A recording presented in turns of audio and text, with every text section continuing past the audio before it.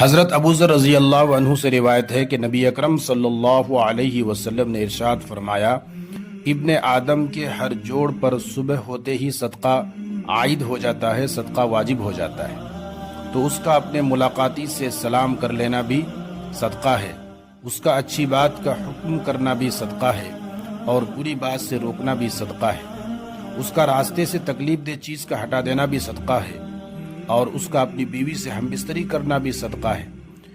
لوگوں نے عرض کیا، اے اللہ کے رسول، وہ تو اس سے اپنی شہوت پوری کرتا ہے، پھر بھی صدقہ ہوگا؟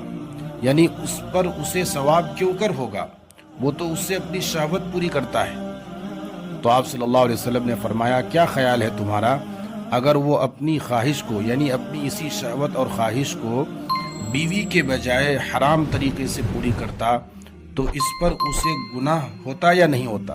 ضرور ہوتا۔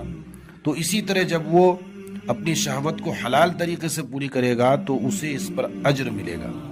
ایک اور روایت ہے حضرت ابو ذر رضی اللہ عنہ سے ہی مروی ہے، آپ صلی اللہ علیہ وسلم نے فرمایا، ہر تسبیح صدقہ ہے، یعنی سبحان اللہ پڑھنا، ہر تکبیر صدقہ ہے، یعنی اللہ اکبر بولنا، ہر تحمید صدقہ ہے، یعنی الحمدللہ کہنا، یہ بھی صدقہ ہے، ہر تحلیل صدقہ ہے، یعنی لا الہ الا اللہ کہنا بھی صدقہ ہے۔